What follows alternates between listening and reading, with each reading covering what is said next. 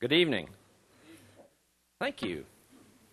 Thank you, Roland. I appreciate that. Does anybody else want to try? Good evening. Thank you. Welcome to the Dole Institute of Politics. I'm Bill Lacey, the director of the Institute, and thanks so much to all of you for joining us on Valentine's Day. Tonight's our third program of the Presidential Lecture Series 2006, The First Woman President. Tonight we have a really rare treat. We have the opportunity to listen to two of America's best and most intelligent pollsters. A few of us had a chance to speak with them a little bit briefly, and I've known both of them in the past. We were so excited to have them with us tonight because they have such incredible insights on all kinds of issues related to our topic, so you will really enjoy meeting them. But first, let me tell you a little bit about our upcoming programs. We have to run the commercials first, right? This series continues next Wednesday, February 22 at 7:30 with our Path to the Presidency program. We'll be featuring two prominent strategists, a good friend of mine, Tom Daffron, who, among other things, ran Elizabeth Dole's campaign for president, and Mary Beth Cahill, who ran John Kerry's campaign for president. Both of them have extensive experience with women candidates, both of them extensive experience in Washington, D.C., and they'll speak to the unique aspects of a woman seeking the presidency, the actual campaign piece of it. And we hope to see you for that. And then the fifth and final program of the series will be on February 28th at 7:30 p.m. This program is called Chief Executive, Women as Governors. It'll feature former Governor Jane Swift of Massachusetts, a Republican, former Democratic Governor Jeanne Shaheen of New Hampshire, a Democrat, and women's political analyst Barbara Lee, talking about women's roles as chief executives and the challenges and the advantages that they would face as president.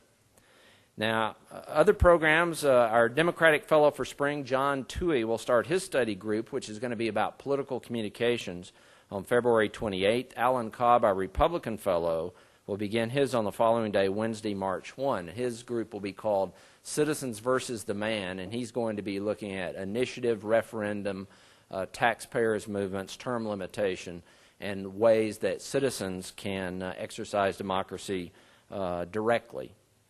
For our students, we'll host our first Pizza and Politics of the semester at the Student Union on February 22 at noon. Come by for free pizza.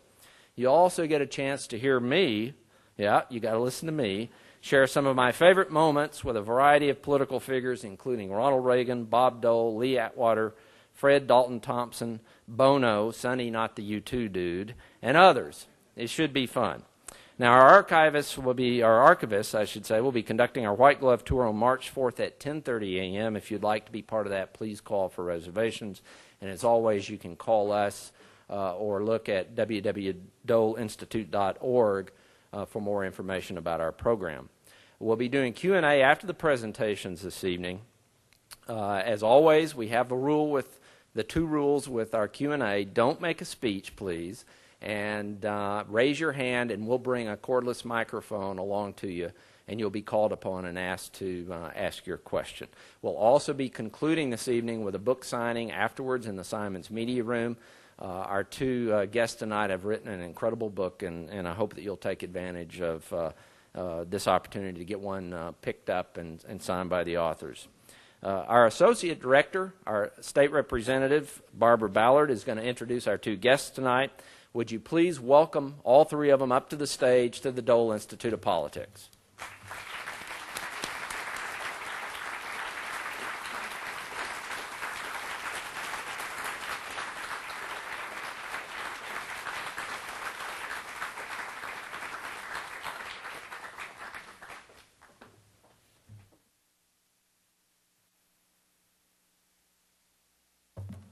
Good evening, and again, we want to welcome you to the presidential series, The First Woman President. As Bill has given you the rundown of what we've done so far, this is just continuing with the excitement that we have about why we should be looking at a woman as our next presidential candidate. Our two individuals this evening, you should know that they're friends.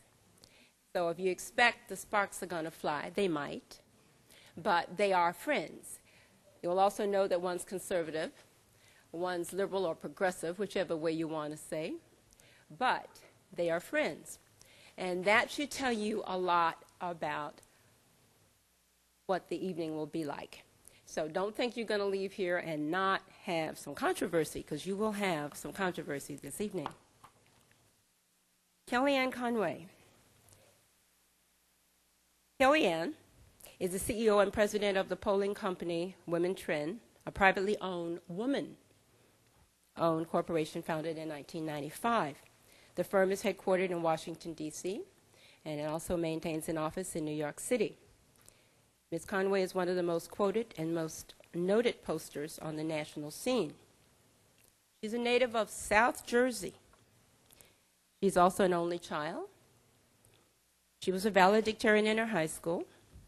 She was magna cum laude. She went to Trinity College in Washington, D.C., where she earned a bachelor's degree in political science. She studied at Oxford University, and she was elected to Phi Beta Kappa. She also holds a law degree with honors from George Washington University Law Center.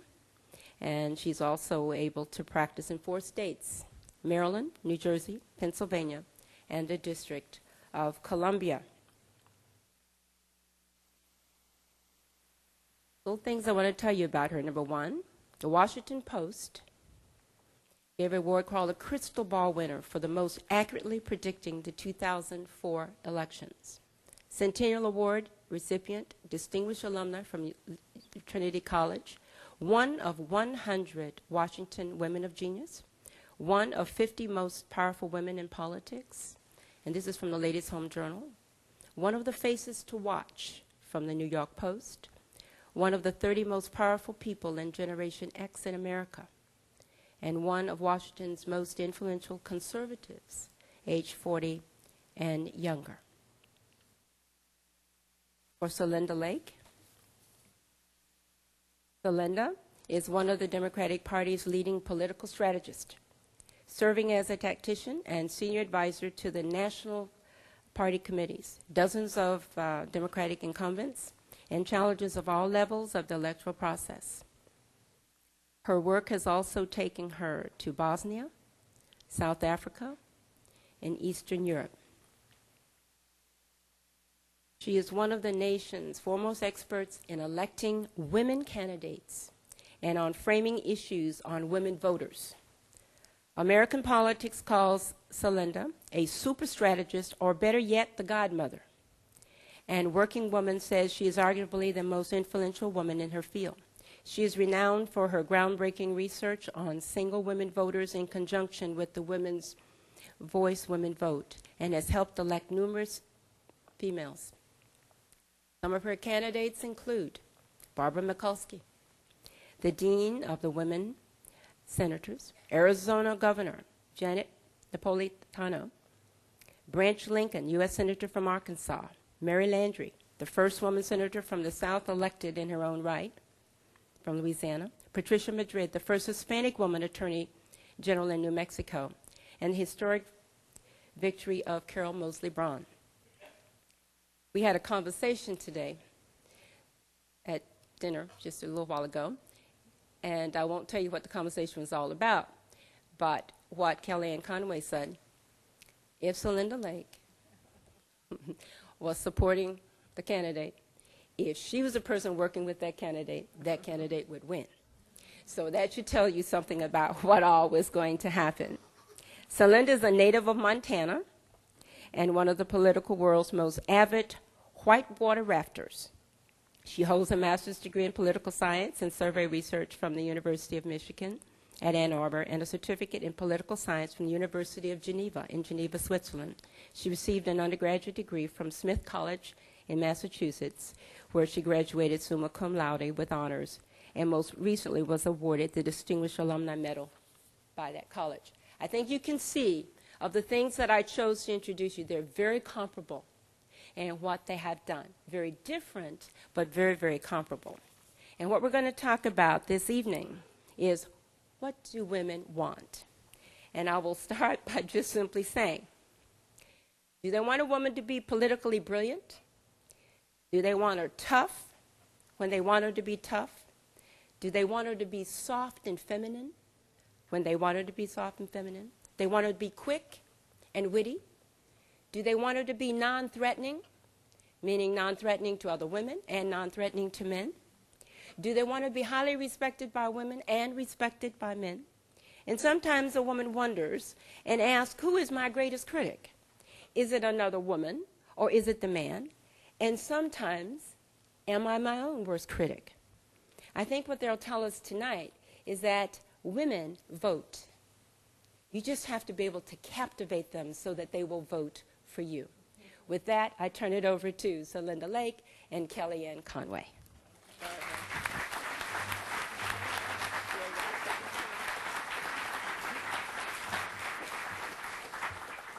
Wow, that was incredible. Thank you very much, Barbara Ballard. And I want to thank Bill Lacey and the Dole Institute for welcoming Celinda and me here tonight. And I want to thank all of you for being here. I hope you came on your own will and you didn't think it was going to be some kind of Valentine's dance and then they stuck you in a chair to listen to two women pollsters. Ooh, love is in the air. And I really want to thank Celinda, my colleague and my friend. I love Celinda and I support her. I just hope all of her causes and candidates lose. Just kidding. But she's agreed to be my Valentine tonight, which is very nice of her. My husband rents me out very cheaply. Talking about the book that we wrote, the first job I ever got in polling was with Dick Werthland, and I know Bill Lacey of the Dole Institute also worked for Dr. Werthland, and I was 21 years old, very fortunate to get this job at a young age and learn my craft really at the knees of the master. At the time, Dr. Werthland's firm was actually doing the polling for Senator Dole's 1988 presidential run, and of course Dick Werthland had moved to the East Coast because his then friend Ronald Reagan ended up running for governor, winning, and then running for president, winning after losing, and Dick Werthland moved his operations to the East, and there I was in the very first assignment I got from Dr. Werthland, 21, shaking in my boots, no such thing as email, I don't even think we had a fax machine, was the gender gap. And here we are, having written a book in part called The Gender Gap. But I have to point out to you from the beginning that there is a statistic in our book that really shows you the true gender gap in this country. Forget about the gender gap in politics. We asked the question in our surveys of men and women, would you prefer to have more sleep or more sex? You have never seen a gender gap like you've seen in the responses to that question. And if you're scratching your head and wondering who said what, no wonder you're spending Valentine's Day with us. Anyhow. We're an unlikely pairing, but we love to tell the story that Celinda and I had been pitted against each other on these shows as pundits, and sometimes just like this, for trade associations or interest groups that would hire two people from conflicting parties to come and speak to their national conferences. And Celinda and I would look at each other's PowerPoint presentations, and they would kind of look the same, both of our PowerPoint presentations. I think we quickly realized the data don't lie, and that we were finding much of the same consensus, particularly among women voters or women non-voters even. And we think that 80% of what women say is usually the same. The means by which they want those goals achieved, who they want to achieve those goals and responsible for achieving those goals, and I think most importantly, the pace at which they want and expect those goals to be achieved is really where they differ. But about 80% of the time they do agree. But Celinda and I are no unlikely pairing compared to this issue that we worked on several years ago for the Casey Family Foundation on foster care. It was a national attitudes towards foster care, and it ended up being the Hillary Clinton, Tom DeLay piece of legislation, co-sponsored legislation on foster care. I kid you not, I don't think that could happen today. And we figured if they can agree on foster care, we could certainly write a book together. But one thing that's really neat about the book is we devote one of the 10 main chapters to politics. That's it. Only 10%. And that's even an overstatement to how much women devote of their days, their lives, their thought process to politics. It's not 10% of their time. The average woman in this country does not wake up and say, ooh, I'm a Republican, so today I'll do this, or I'm a liberal, let me get right out there and do that.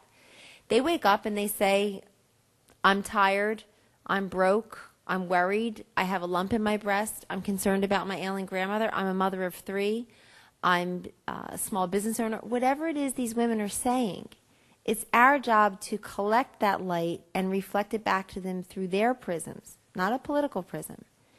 And politics is meant to respond to culture, not the other way around. Politics is meant to take the temperature of the culture and then respond to it. Sometimes respond to it actively, sometimes just get out of the way. But it's our job to really look over the shoulders of these men and women and listen to them in their language. So the book devotes 10% of politics. What else does it talk about? I'm going to go through 2 of the big trends and how I think they relate to women in politics and perhaps the first woman president, and then Celinda will talk about some other trends. The first one I want to bring to your attention is this explosion in unmarried America, particularly single women.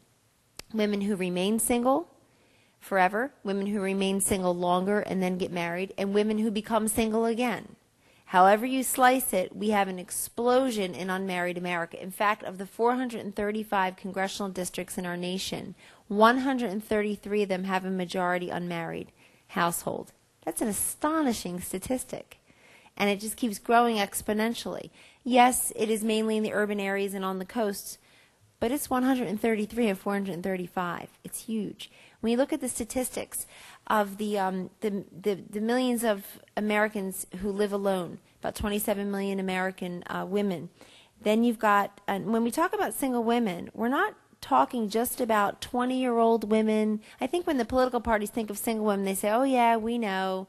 They're 19-year-old vegans burning bras and burning flags on college campuses, or they're octogenarians with blue hair eating dinner at 3 p.m., and we know how to message to both of them. Thinking, no, you don't. One's waking up at 3 p.m., one's having dinner at 3 p.m. You don't have the messages. No. We're talking about the tens of millions of American women between the ages of about 30 and 55 who are unmarried. And they're unmarried mainly by choice, not through circumstance. It's not because they don't have prospects. It's not because they didn't have the opportunity. It's because they've either decided just not to go that route. They've chosen a different path. Or, as in the case with many Generation Y individuals now, those people really in their late 20s and even some in their early 30s, the younger Xers, they are deferring and delaying marriage until later in their lives, not because they don't take marriage seriously, but precisely because they do. And they want to get it done right, and they want to get it done right once. And they hold it out as the ultimate goal after their career is off and running, after their education is completed, after they have a little bit of financial security and stability, and maybe even some of the accoutrements of a modern successful life. 25% only of unmarried women in this country right now are younger than 35 years old, to really put a statistic on it for you.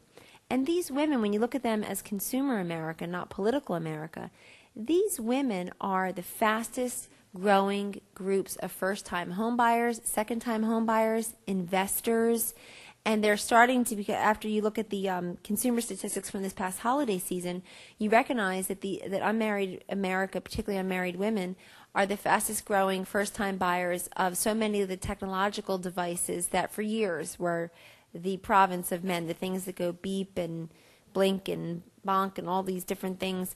And these women are telling us that they either rely upon the men in their lives to help them with the advice in these purchases, their fathers, their husbands, their boyfriends, their brothers, their coworkers, their cousins, or they rely upon the children in their lives. Since the children have technology as their native tongue and these kids know everything, they know the difference. iPod around the ears, Aunt Kellyanne, and iZod on the shirt. Don't forget, don't confuse the two. These kids know everything about technology, so many of these unmarried women are relying upon the kids in their lives to give them the advice, and they are becoming really very important, well-heeled, active consumers, not waiting around to be part of a we to take on the first part of the ownership society. So you're probably thinking, well, what does that have to do with a woman president? A lot, ladies and gentlemen.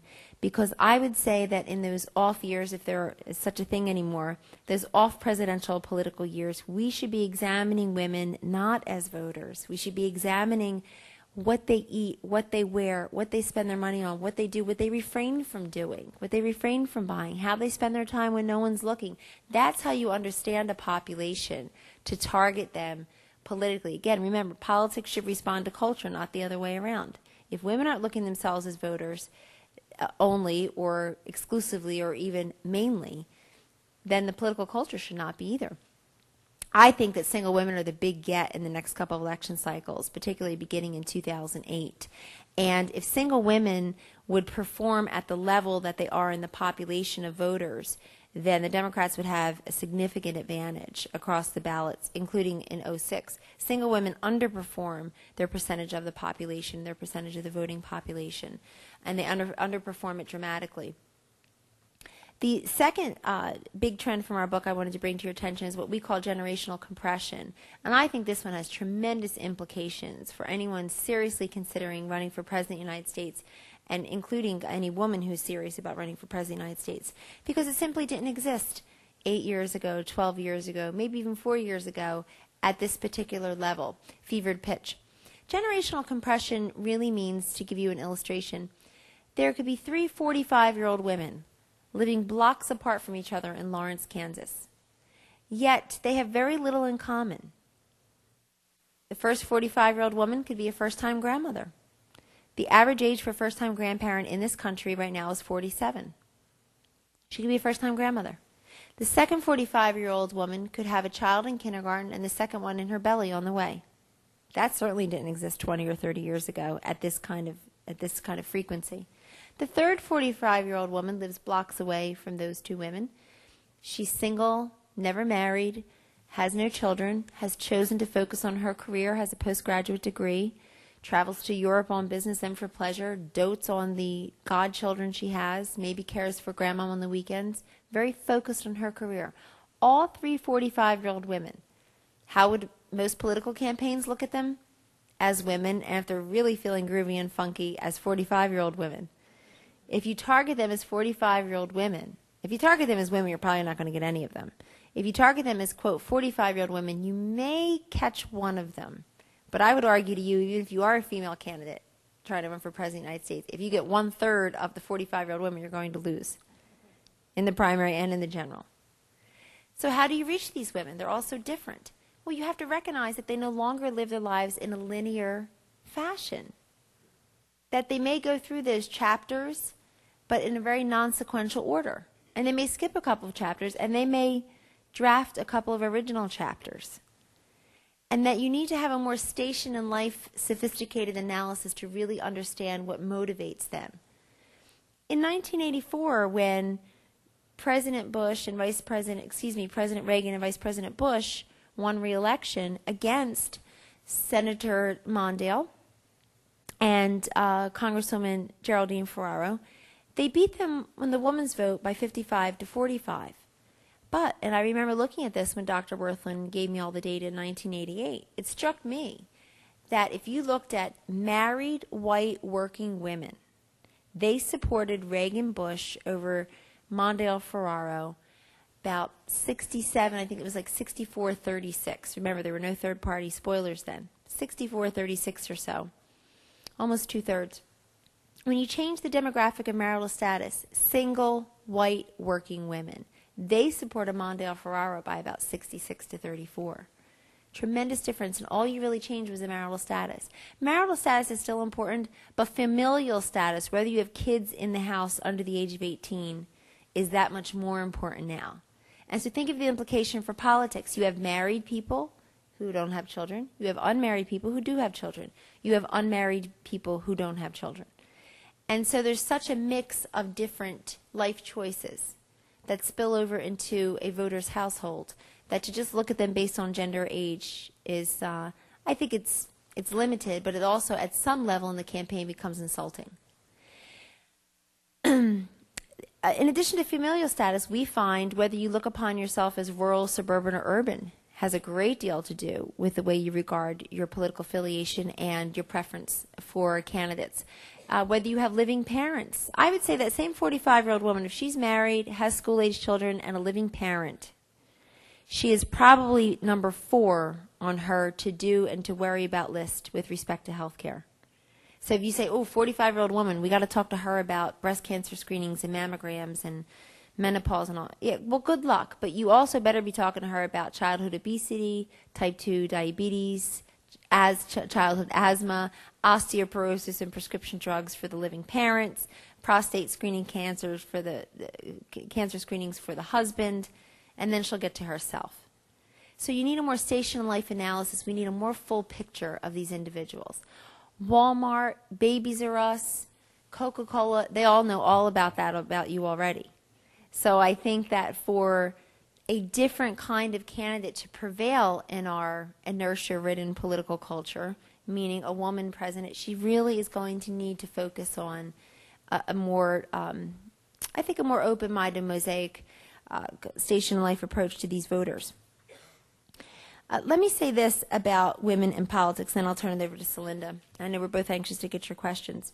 I think the old saying that to run for political office, particularly the highest one, President of the United States, the old proverb that you have to have fire in your belly is still certainly true. But it seems to me that in addition to fire in your belly, you need to have bile in your throat because it's very rough and tumble.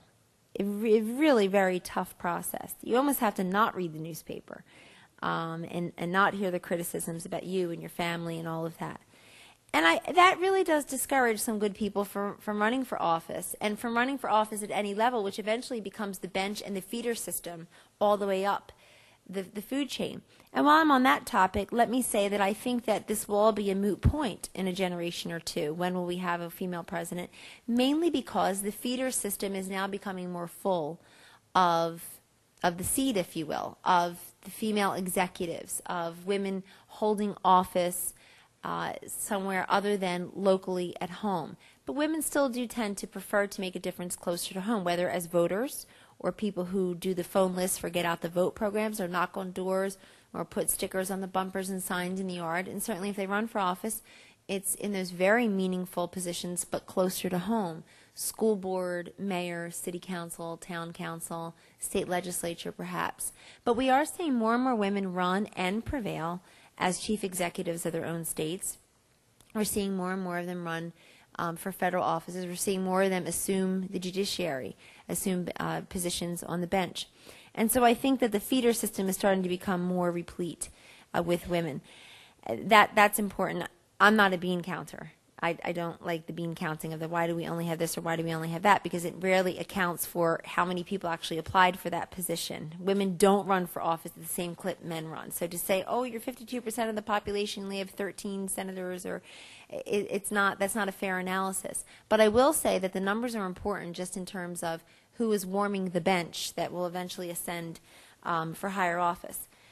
The other thing that discourages women right now from running for office is, including at the presidential level, is the kind of money that you need to raise. I mean, you literally, at the presidential level, you have to raise something like $42,000 a day, the equivalent of that.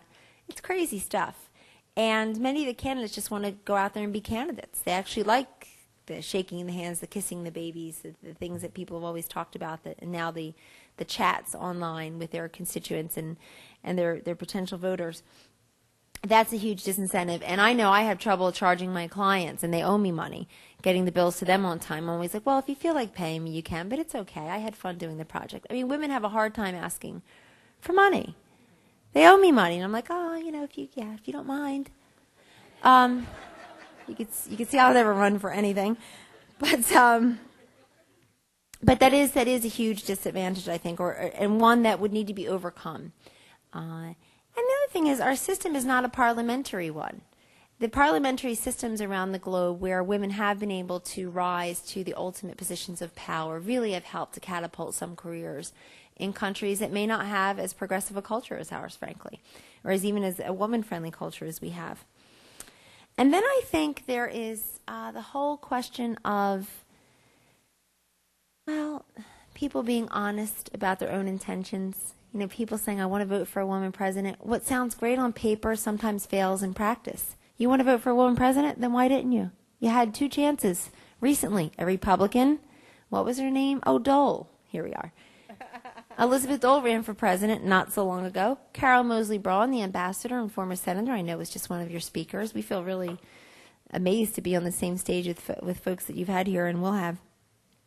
But they had a chance to vote for her for president. I've often challenged my Democratic colleagues. I'm like, you say you're the pro-woman, pro-African-American party. You had one running for president, and you shot her down in the primary contest. And so I wonder about really us projecting our best intentions, our greatest hope, trying to sound really progressive, and then recoiling. Because I think inertia is the most powerful physical force in politics, unless and until overtaken by friction. And inertia is pretty powerful. Finally, the one impediment I see, and I don't mean this to be this gloom and doom list that we'll never see a woman president. Who invited her? She's like, well, here's why it won't happen. I think these are things that we need to overcome and need to be honest about. That's all. The final one, and it's not insignificant. It is not insignificant, and it's an equal opportunity problem for Democrats and Republicans because both First Lady Hillary Rodham Clinton and then Secretary Elizabeth Dole, before they were senators respectively, faced the same problem. The amount of ink that has been spilled, the number of trees that have died, Al Gore would be appalled, the number of trees that have died, and the ink that has been spilled in covering what those 2 women wear, how their hair looks, whether their shoes and hairs match their bags and their toenail polish, is just inane. Go and do a Nexus search. You'll be horrified. Where are the Mrs. Clinton had to put herself in a campaign uniform to run for the United States Senate in 2000. She wasn't going to have another what was called the pink suit press conference. Again, you can see why I'll never be a good candidate. I wear the wrong. She had the pink suit press conference. Here I am in the pink suit. Wrong. She put herself in the campaign uniform to run in 2000. She had a smart-looking black, navy, sometimes, again, if she was feeling really kooky, brown pantsuit. Never changed the style of her hair because she was so criticized every time she put a headband in it or braided it or wore it short or long or dyed it. Who cares if she has 2 heads? And but they do care, and it's often women reporters who are writing those stories, by the by.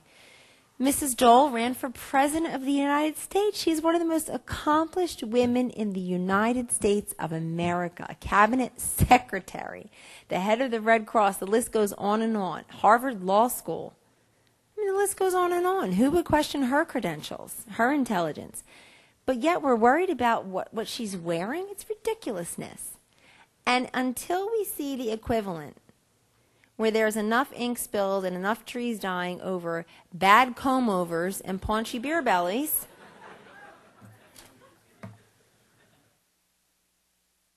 here's Celinda.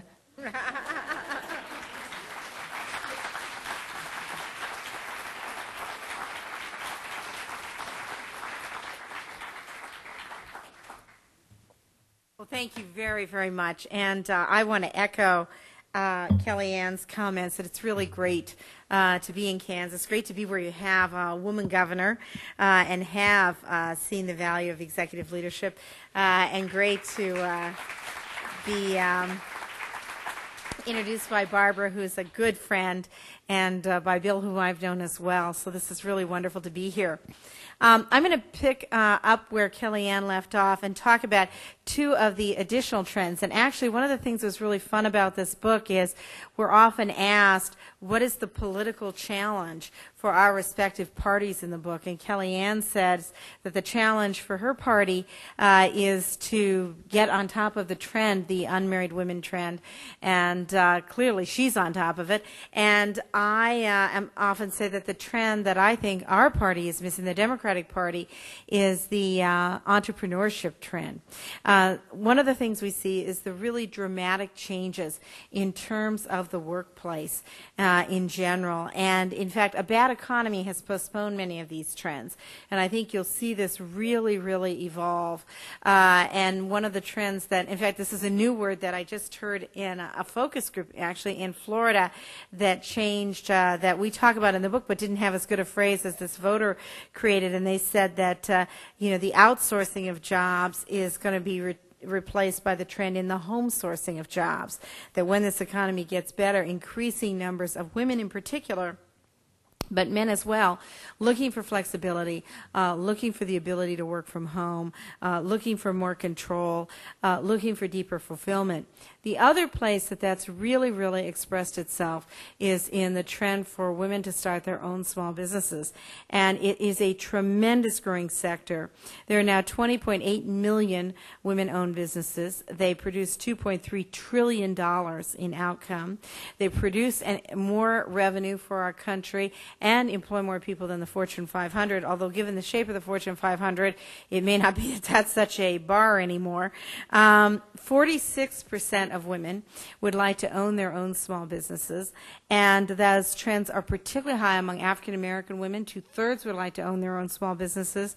Younger women, 18 to 24-year-olds, 61%, and those unmarried women, 62%, would like to own their own small businesses. We also found that women and men often start their own small businesses for very different reasons. Men will often say that they started it to make more money or because an opportunity presented itself. Women say they started their own small businesses because they wanted more flexibility, they wanted to express their creativity, and finances is actually third on the list. We also found that women think of different kinds of have a different agenda.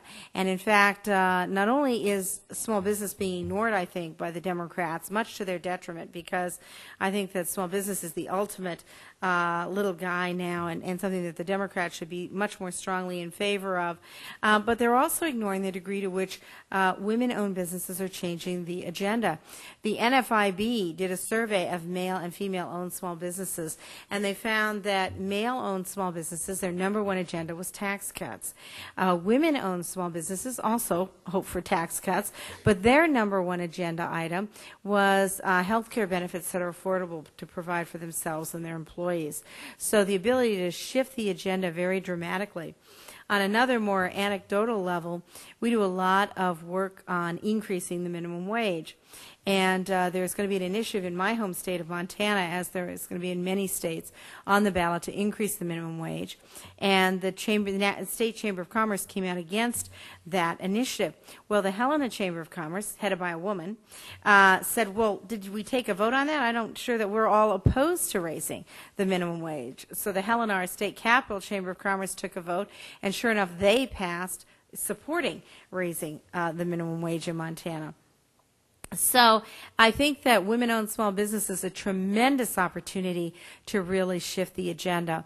A whole new pool of candidates, by the way, as well, that women small business owners who are used to raising money, although it is hard for both of us to collect, are used to running things, are used to running a budget, tremendous example of executive leadership and a place where we can really see potential pools of candidates emerging that haven't been tapped really by either party. We also did some very interesting research. The great thing about pollsters and the great thing about writing a book like this is you find out that conventional wisdom is wrong about 90% of the time, which is always fun. And conventional wisdom from inside the Beltway is wrong about 110% of the time. So we looked at this whole controversy about the so-called war of women between mothers who are staying at home to raise young children and women who are still in the workforce with young children. And this is presented in lots of the popular media as these two fierce camps now opposed to each other. Well, we found, first of all, that it's not two camps, that it's a real continuum.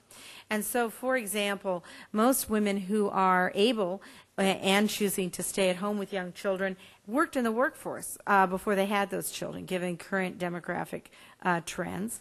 80% of them plan to be back in the workforce within 5 years. And about 40% of them are working inside their home or at least in some way up to 20 hours a week. The flip side of it is, of the women with young children who are working outside the home, many of them who are doing it for economic reasons for their families, a third of them would like to reduce their hours, and a third of them would like to be able to not work outside the home if they had that choice. And indeed, rather than two camps fiercely at war with each other, we found, which is a common thread in the book, that women are not red and blue. Women are purple, if you will, and that the women had tremendous respect for each other. They thought that neither choice was easy, neither choice was very well supported by our society or the modern workplace, and had a lot of respect for increased policies that would help both sides. And so, for example, mothers who are not working outside the home or who are staying at home with young children, still many of them very supportive of preschool, very supportive of childcare, and wishing to combine that with their experience. Mothers who are working outside the home, one of my favorite Kellyanne predictions in the book is that the smoke rooms will be taken over by lactation rooms in universities and in the modern workplace. And again, supported very much by women in both of these stages of life. We found also that increasingly there are more and more people who are used to working for women, and people have very interesting ideas of what that's like. We found that people think that men and women believe that it would be better working for a woman, that a woman will be more family friendly. They particularly think, for example, that if a company is downsizing, that it would be better to work for a woman because she would be less likely to think of the bottom line and just treat people as numbers, and more likely to think about the human consequences of layoffs or reorganizations. But people also thought that if you worked for a woman, that right now in today's global economy, what's very, very important is for your unit of the company to have as much power as possible. And people thought the one downside of working for a woman executive is that the rest of the executives, the rest of the company, would be much less likely to grant her power, and that you needed to be under the most powerful boss possible to battle it out with the other executives, and so that would be the biggest disadvantage of working for a woman. Women also, we found, rate much, much more importantly mentorship than men, and that's true in politics, and it's true in the business world and in the nonprofit world. And in fact, we found that one of the things that women really feel is missing still when they're trying to make it up the ladder is good mentorship from other women or male politicians. Men and women want very different things from mentorship. When men talk about mentorship, they say the two things they want are leadership opportunities and networking. Women say the two things they want are information and guidance. So incredibly different orientations towards mentorship and toward what that provides. And executive leadership still very, very new to women.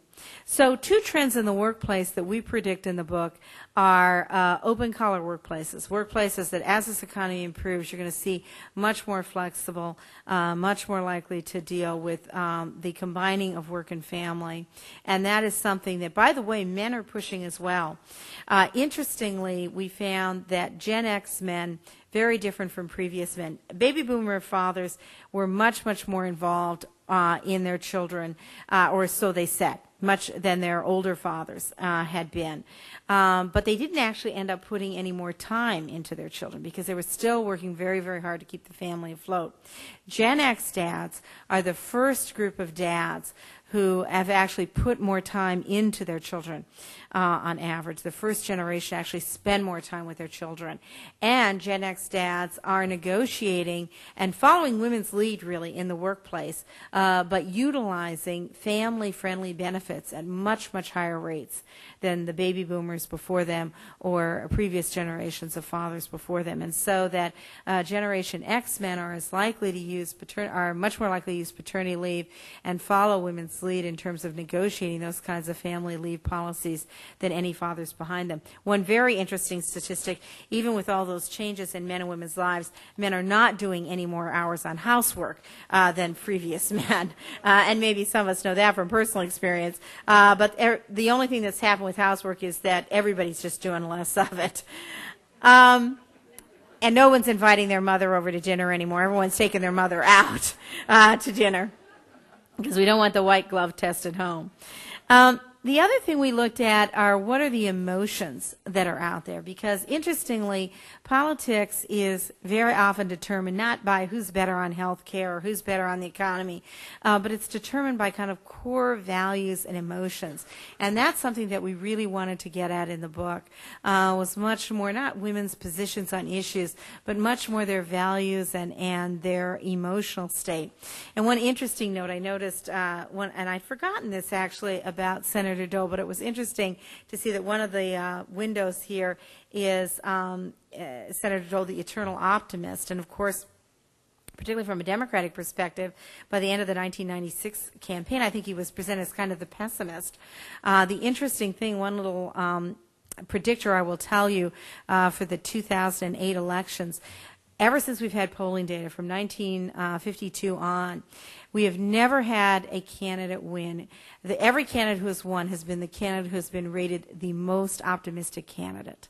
Now, you can be highly critical and be optimistic. Certainly Clinton was that, the man from hope, but highly critical of what was going on. But in every single election, the most optimistic candidate has won. So when you think about the Clinton-McCain or the Clinton-Condoleezza Rice ticket or whatever it's going to be, think about which one of those candidates you think is going to come across as the most optimistic, because that's probably going to be the winning candidate. Well, when we looked at what women wanted, they said two things that they wanted. They said peace, and by that we don't mean world peace, but peace in their lives, and control. Those were the two big emotions out there for women. And think about the commercial world. I will give you a little bit of a challenge here. Go home and for 2 nights, just record in your own mind the number of advertisements that really sell control as a value, because commercial advertising always sells values. And if you think about it, when I went home and did this, I was just stunned.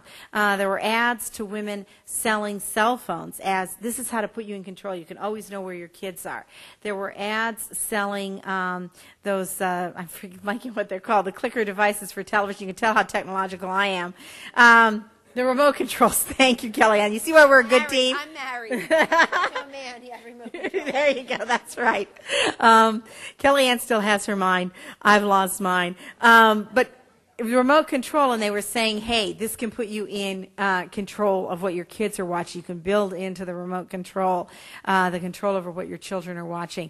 Cars, this will put you in more control. And in the post-9/11 world, particularly for women, because the world seems much more out of control to women, which is something I think the Bush administration has understood much, much better than the Democrats have. Women have said number one thing they want is control. Now, interestingly, we did in the book a typology of women, and be very interesting. You'll have to see which one you belong in. We call it, because we're pollsters, of course, we call it a typology of women. One young woman we were talking to at one of our book sales gave us advice. She came up to me and she whispered, she said, you know, you really ought to call it the Cosmopolitan Sex Quiz. That would sell a lot more books. So I thought, really good advice. So you'll have to see which of the Cosmopolitan Sex Quiz groups you belong to. But in the typology, what we found the big variable was not age or region.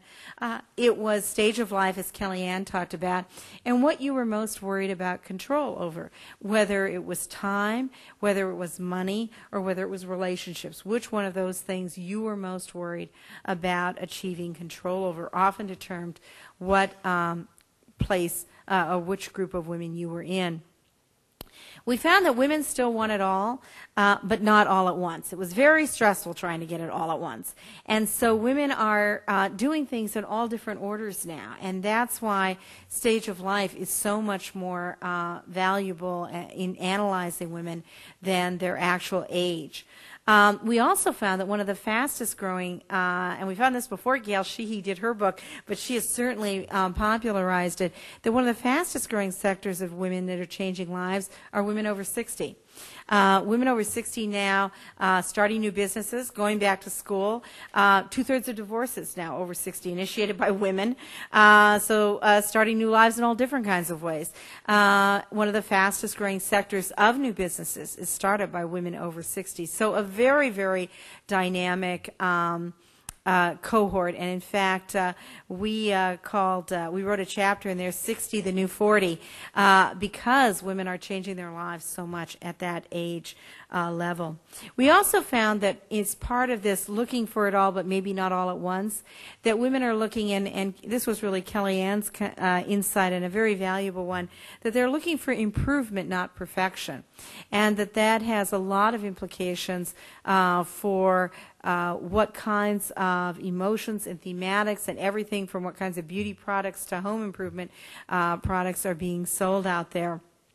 It also has very interesting implications for politics, because if you think about candidates, they used to run much more on, we're the greatest country ever, America will be number one, we'll be the powerhouse of the world, we'll be the top economy in the 21st century. And women voters in particular are rejecting those slogans somewhat. They're not sure it's possible, and it sounds pretty dangerous and exhausting to get there. And so what they're looking for much more are candidates who have the right priorities, candidates who will improve things and make them better, but not necessarily assert that we're going to be number one and and be at the top of the world. Now, what's happening in terms of politics? Well, just to build again on what Kellyanne was talking about, first of all, women now, and for some time actually, have turned out and voted in every racial category, in every age category, at higher rates than men. So a majority of every electorate now is at least slightly female. In the primary electorates that are part of the nominating process, Democratic primary electorates average about 58-59% female. And if you think about it, that is a huge advantage, actually, for Hillary Clinton on our side of the aisle. Republican primaries are about 45% female. So much, much tougher for women to emerge out of Republican primaries, actually, than Democratic primaries. And if you look broadly at the nominating process, about 2/3 of women candidates nominated are coming out of Democratic primaries. About 1/3 of the women nominated are coming out of Republican primaries, because it is harder to come out of those primaries.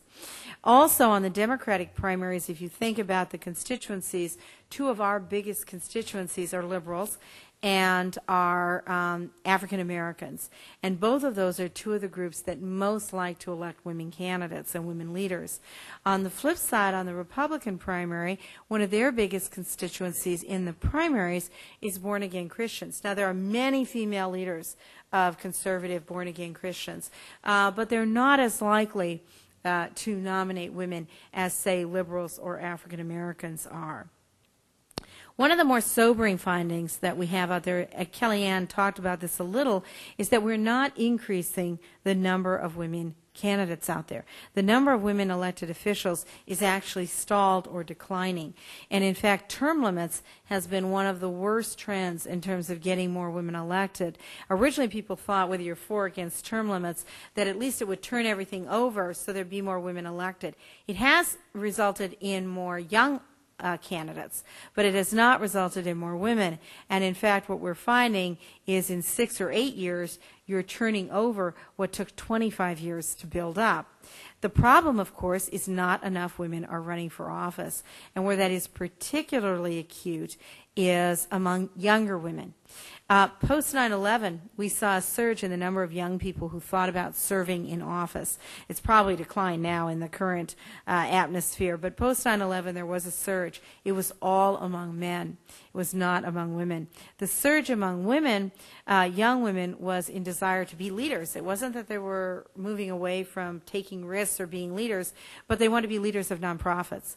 They thought that would make significantly more difference than running for office. We also asked men and women who are in the pipeline, what do you need to run for office? And there were only two systematic differences between men and women. First of all, 73% of men said, someone has always said to me, Joe, you should run for office.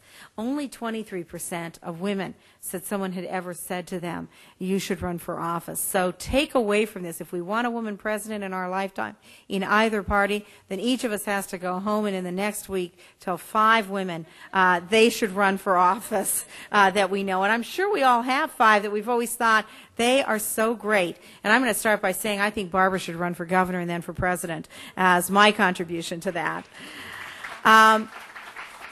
The other difference was that women said, I need more training. I need to learn more about it.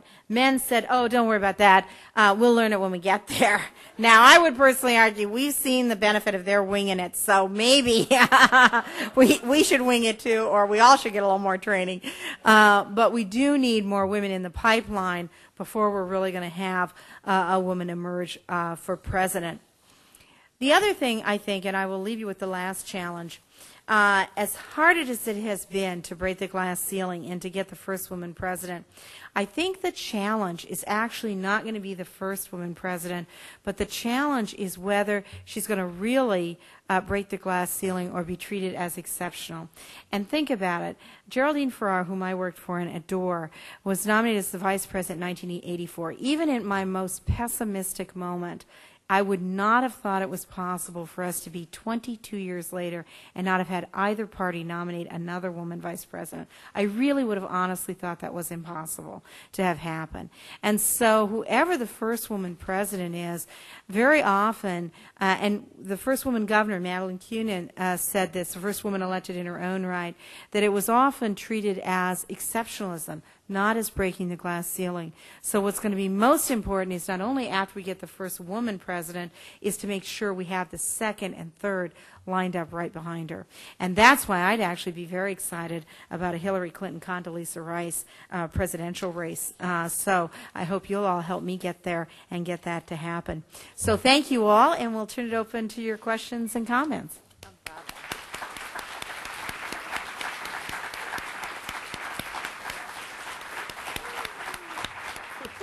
Good job. Okay, remember, you heard a little bit about questions. Just ask your question. And we'll try to get as many answered as possible. Okay? First question. There's one right here. Okay. I asked Carol Mosley Brown this question, and she told me to wait and ask you. Are there any poll numbers suggesting how women would whether women would vote for a woman, and do you trust them? Well, you gave half our answer because both of our answer usually is don't trust them. Well, first of all, about 72% of voters, I mean, you can get 95% of voters to say I'll vote for a woman, but about 72% say they'll vote for one if she's qualified. But that turns out to be a big if she's qualified.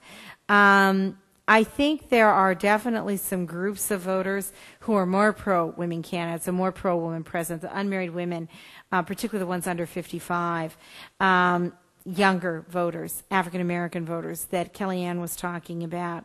There are also some groups of voters who are less likely, including some groups of women voters who are less likely to vote for a woman for president, and that includes older women, it includes blue-collar women. So there are some strengths and some weaknesses that a woman brings to the ticket. She'll energize some voters, and it will be harder for her to get some other voters. The interesting thing, too, about older women voters is that they start out very excited about a woman, and then they fall off toward the end. And that's true when women are running for governors or U.S. senators. And there have been a lot of techniques that many of us have developed to try to hold those older women voters at the end of the campaign.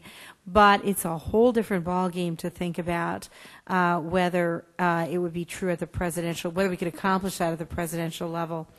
The final thing I'll say, and I know Kellyanne will speak to this as well, It really depends on what state our country is in. If our country is in the mood for change, if our country is still at war in Iraq and frustrated by that, if the economy is still, and there are experts that say the economy is up, but most of the public still feels it has yet to catch up, then I think you'll see a much better chance for a woman. But if we're at war in Iran, say, or someplace else, if there's another 9/11, God forbid, if we're deep into recession, if it's tough times, then people will be more leery of nominating a woman. Now, Hillary Clinton's a very unique woman, and just as, and I don't mean this in an insulting way at all, but voters were reassured that George W. Bush could go to his father to get advice. I think similarly, voters will be reassured that Bill Clinton is there as well. So Hillary Clinton's a very unique kind of character in that regard. But it'll be tough. It'll be tough. It depends on the mood of the country at the time, I think. Yeah, I'd follow up on that by saying the mood of the country and also the issues matrix, exactly what Celinda is saying. I mean, 2004 was a very aberrational presidential election in that the issues that dominated were what we call the we cluster, war, economy. Whereas in 2000, 1996, 1992, they were more about, 1992 was a little bit about the economy. It was starting to be about the economy, but it was in large part about the she cluster of issues, Social Security or social issues, health care, education. If those are the issues that are dominant, it's a much more propitious environment for a female candidate, including Hillary Clinton. The other two things I would quickly add to respond to your question is there's some very interesting polling data out where Americans were asked for each of the following positions, how much would you support a woman being in that position? And there are 6, 7, maybe 10 different positions asked: head of a university, head of a corporation, president of the United States, leader of the military. Well, president of the United States, where the numbers Celinda just gave you, leader of the military was really low down. And think about that. The President of the United States is seen as the commander-in-chief and a leader of the military, if not the leader of the military. So I think that we also have to put it in context of the diverse ways that different Americans view the office of the presidency and what that individual is asked to do over the span of those 4 years to really get into the numbers. The other thing is just a little tongue-in-cheek. Claire Shipman from ABC News had interviewed Celinda and me separately for a piece she was doing on ABC's Gina Davis show, Commander-in-Chief, when it first came out last fall. It was just too cute. Our book was coming out, and it was, we do have a female president on TV for an hour every week and all that. And Claire Shipman asked me, and she's a great journalist, and she asked me with all this earnestness on her face, she said, Kellyanne, why is it in the numbers now that Republicans are so much more resistant than Democrats to the notion of a female president? Is your party misogynist? Are they trying to keep women down? I'm like, no, it's because it's no longer a hypothetical. We hear the question, would you support a woman president? And we actually hear, would you support Hillary Clinton? And that's why you're seeing it's no longer hypothetical. And that's why you're seeing, I think, a real difference in those numbers. Okay. Other question? My name is Lawrence Dyke. You spoke earlier about something that I guess defies the conventional wisdom. We're talking, we're told all the time that we're such a 50-50 country. We split, 50 Democrat, 50 Republican. But then Ms. Conway mentioned earlier kind of a striking difference between the single workers, single working women, and married working women in the Mondale-Ferraro election. Could you share with us maybe an update about women today, groups that are sort of strikingly Republican or dramatically Democrat? Strikingly Republican would be married women, married white women. Certainly Christian women. I think Celinda was talking about evangelical Christian women, but I would add to that religious women generally. So Orthodox Jewish women, devout church-going Catholics, born-again evangelical Christians behave very similarly at the ballot box, which is why what religion are you is a far less valuable tool for our work than how often do you attend religious services. Far more telling if you spend your weekend at all in any kind of place of worship, you tend to tilt more conservative in your voting. The other constituencies are Business owners, male and female, tend to be slightly more Republican, but not in the dramatic numbers I'd like to see, because I think business owners speak with an entirely different lexicon: taxes, regulation, access to health care, and they don't really talk much about guns and abortion and all of that. So they probably didn't know who Terry Schiavo was, frankly. I mean, they're very focused on on those kinds of issues. So that is not overwhelmingly Republican, but it is somewhat more Republican. On the Democratic side, certainly African Americans, Hispanics, blue-collar workers traditionally.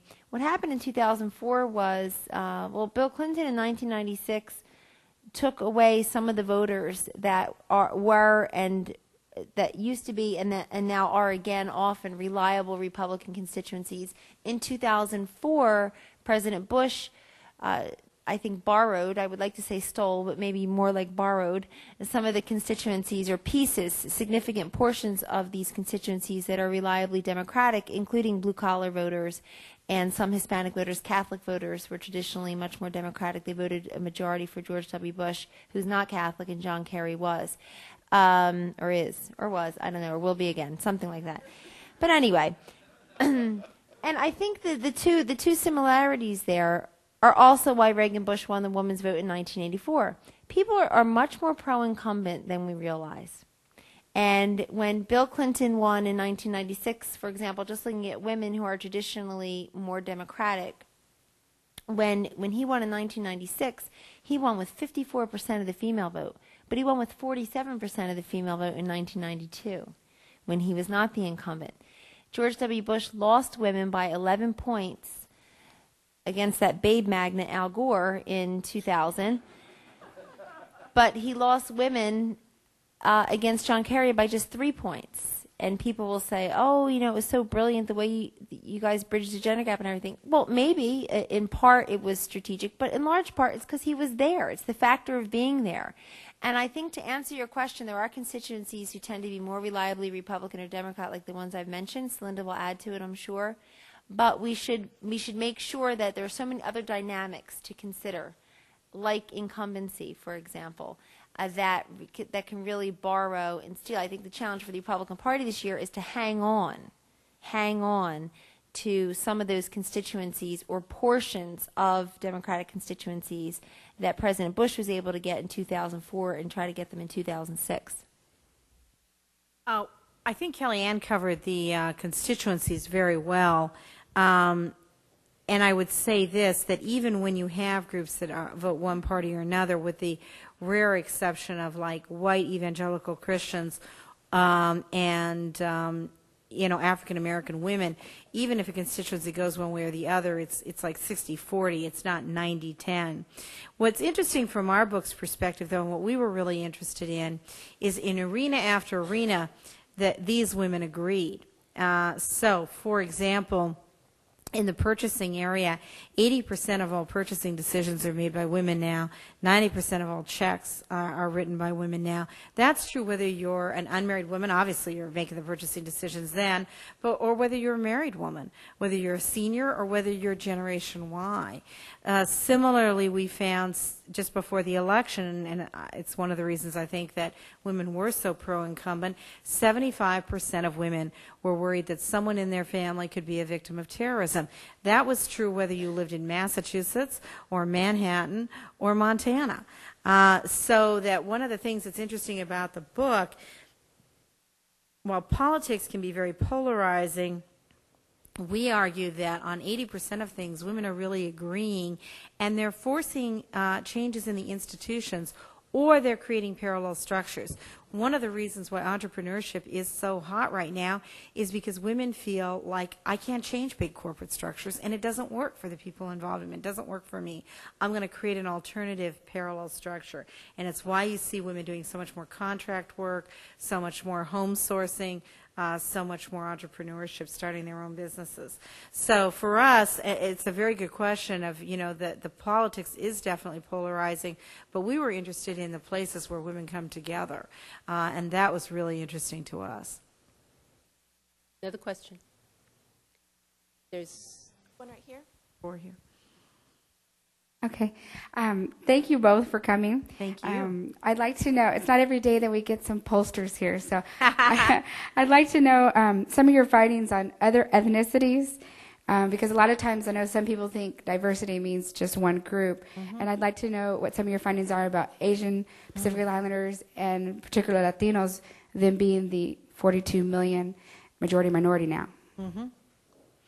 Well, we looked, and Kellyanne's done a lot of work on Asian Americans, so I will let her answer that part. We did look at Latinas a lot in this survey, as well as African American women, and Latinas do vote Democratic, but they're very religious. They tend to be particularly concerned about education and health care. They're tremendously powerful, growing constituency out there in terms of, and I think that as a political system, we're aware of the changes that they're making in places like Arizona and Texas. What people aren't recognizing is the changes that they're making in places like Nebraska, Kansas City, North Carolina. Half of the school children in Omaha are of Latino parents. In North Carolina, huge changes in the workforce in terms of Latino workers. And again, the commercial world, and one of the really exciting things about working with Kellyanne is that she had done so much more work than we had in the commercial world. And the commercial world has kept up much, much more with these trends than the political world has. And so the commercial world understands very, very much that targeting the Latino community isn't just translating the ad into Spanish. We did a very funny, for those of you actually familiar with the community, you will laugh with us and at us, but we did some testing of some Hispanic, some ads done by an unknown Democrat, we won't say, geared toward the Hispanic community.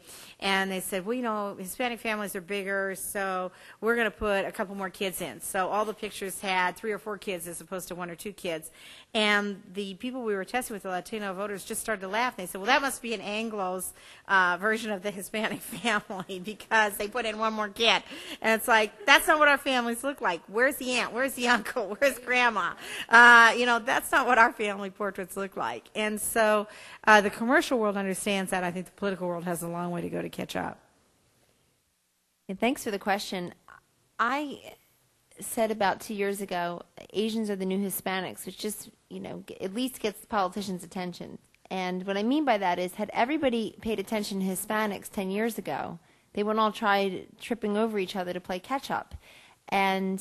Or I guess salsa now, which we buy more than ketchup, the consumer people say. But everybody's trying to play catch-up with the Hispanic voters, and I want people to focus on Asians now because they increased by 48% between 1990 and 2000, their percentage in the population. And people will say, oh, but they're only 4% of the population, and only like 2% of the voting population. Excuse me, last time I checked, that's about the percentage or less by which many elections are being won and lost. So that would be key. And the other reason I say it is because when I look at the way both political parties try to play catch-up with the Hispanic vote, I don't want to see this happen with the Asian vote over the next decade or 15 years.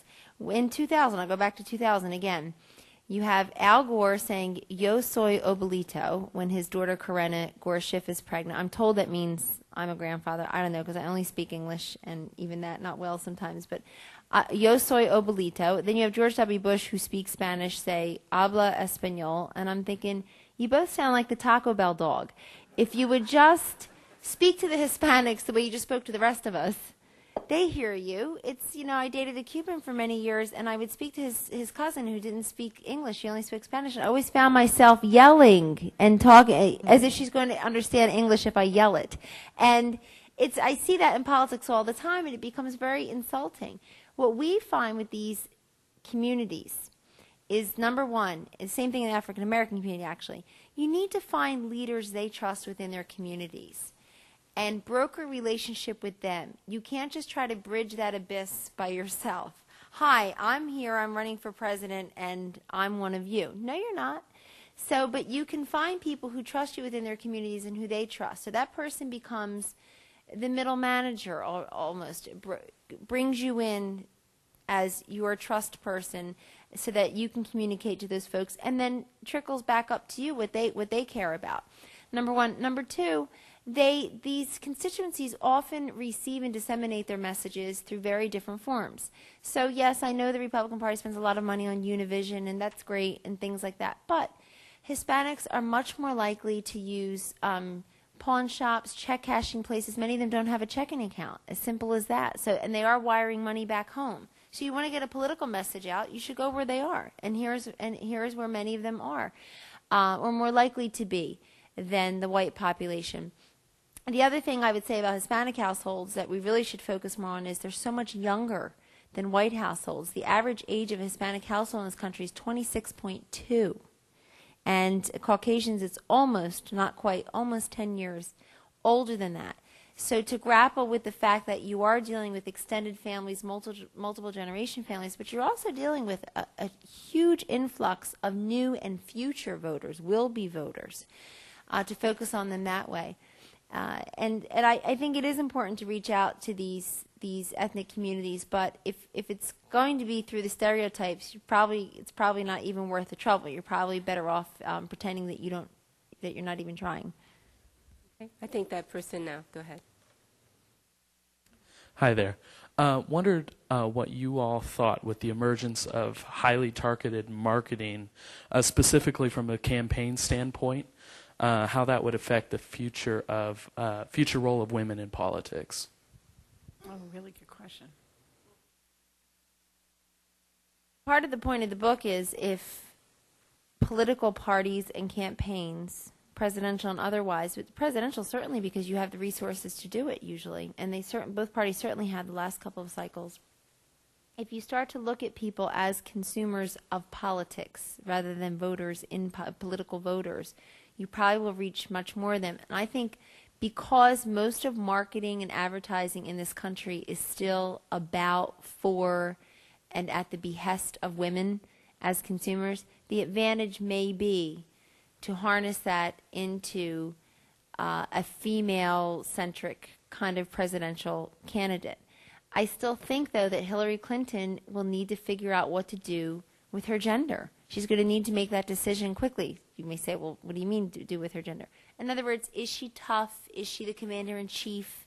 Is she going to explain to left, right, and center why, as I said over dinner tonight, sometimes you can't stick a piece of tissue paper between her views on Iraq and George W. Bush's views on Iraq?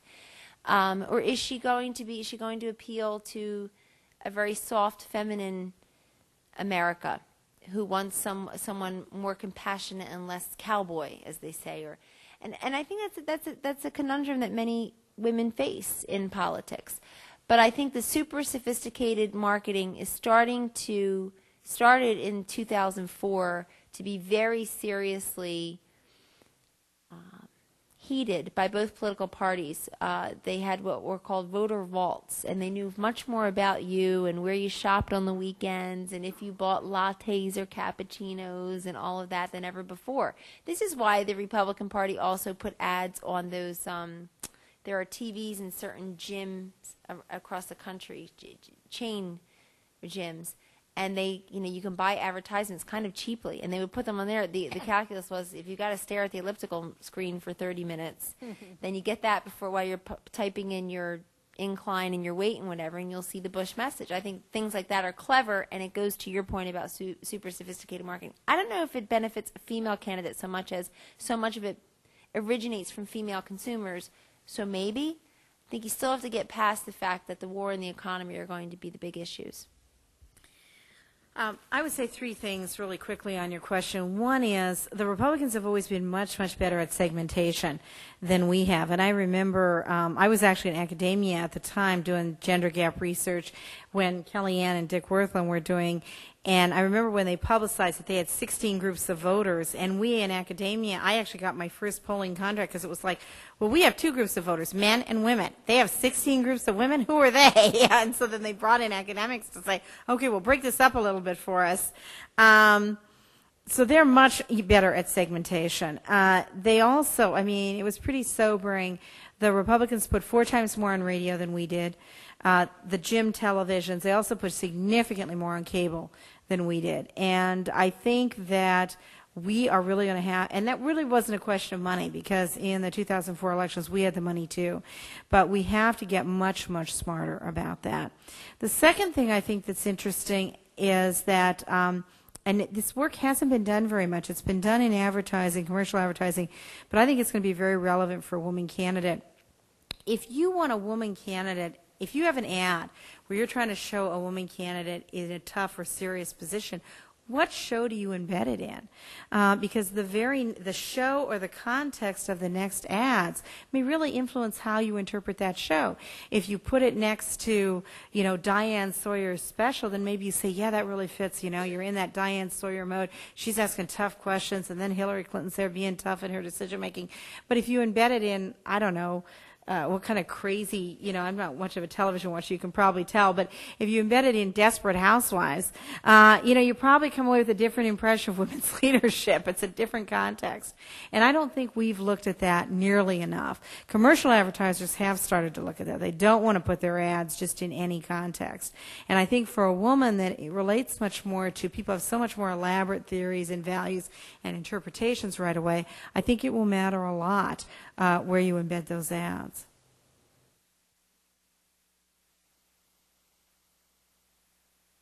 The next female president of the United States to be successful is going to have male votes. For first question, there's two questions. Who are the male votes that are most likely to vote for a female candidate for president, and who are the male voters that are most unlikely to vote for a female candidate for president? Well, first of all, it depends on which party the woman is in, right? If the candidate is Condoleezza Rice, then it'll be Republican men. If the candidate is Hillary Clinton, it'll be Democratic men. So partisanship still trumps gender, particularly among men. Younger men are more supportive of women candidates usually than older men. But Hillary Clinton has traditionally had some problems with younger men. So it's going to matter a lot, I think, on the candidacy. She's been actually pretty popular with older voters. African American men more likely to vote for a woman candidate, more used to strong women's leadership. Lots of women candidates in that community, lots of women leaders in that community. But again, I would say honestly, it depends a lot. College-educated voters in general more supportive of women candidates, but college-educated men are the most Republican voters. So if it's Hillary Clinton, you're not going to get a whole bunch, but if it's Condoleezza Rice, you may see her soaring out of males. So I think for men in particular, there's an interaction between the traits of the voter and the partisanship as well. And partisanship trumps gender, but then there's an interaction effect, if that makes any sense. I agree with all of that. Okay, another question? Can I have a show of how many hands for other questions so we can figure out how many? 1, 2, 3, 4. Okay, thank you. Sexual orientation emerged in the 2004 campaign. How significant was that in terms of the women's vote? And what is the nature of the trend for future voting activity with that issue, which seems to be much more in the public eye than ever before? You mean like gay marriage, or do you mean like the sexual orientation of the candidate? Sexual, in terms of gay marriage, but a whole range of other issues relating to people who are gay, lesbian, bisexual, and transgendered. Mm-hmm. Well, we have, a lot of gay and lesbian candidates who are running on both sides of the aisle, actually. The question is whether they're out or not, and I think that's the big controversy. Or controversy is not the right word, but that's the big thing that those candidates are grappling with now. In terms of the issues, I think the gay marriage issue was, and of course it's much easier for gay and lesbian candidates to run in single America than, as when 25% of the families are traditional families as opposed to 80% of the families being traditional families.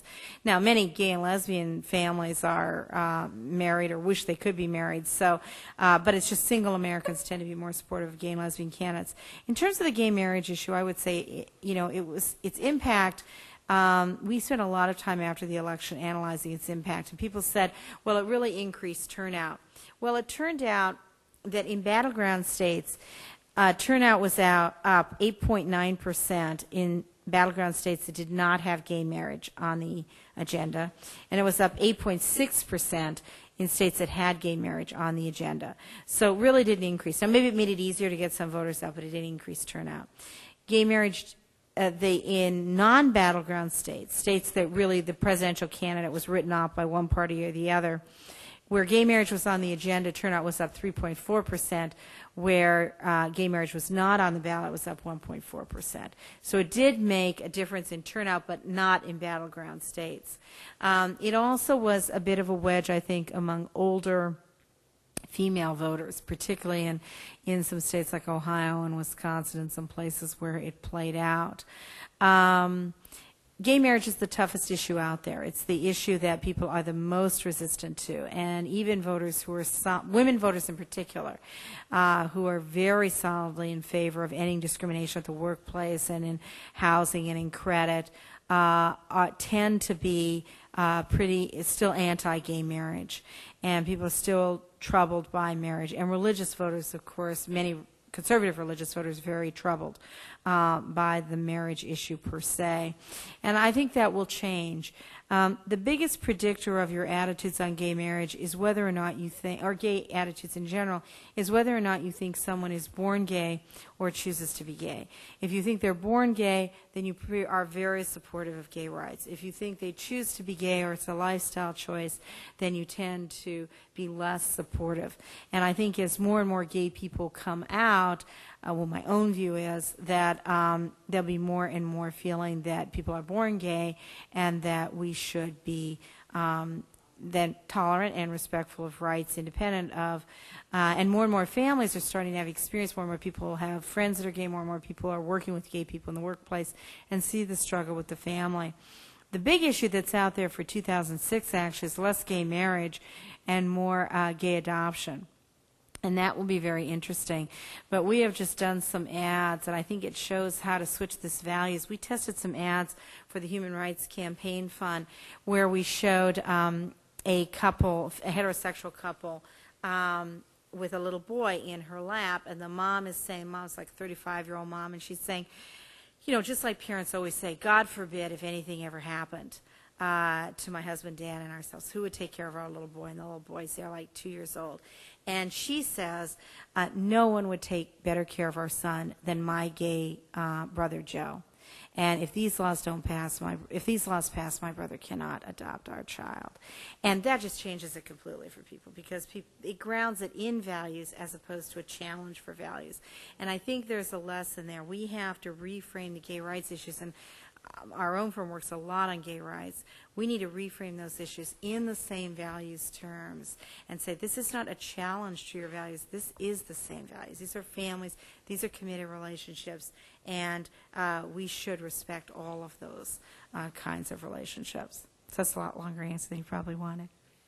I'll just weigh in briefly on the political implications. I think what happened in 2004 when you said sexual orientation, two things I would mention. Number one, in the 11 of the 11 states where defense of traditional marriage passed, and that's what the ballots were about, the initiatives, if you read their language, were more about do you believe that marriage is between one man and one woman. So it was defense of marriage as cast. Those 11 states were not all Louisiana, Mississippi. You know, it included Oregon, the same state that passed assisted suicide, or the same state that favored John Kerry by double digits against an incumbent, George W. Bush, who won nationwide. You know, hardly the bedrock of Christian evangelicalism. So I think that's important to keep in context, too.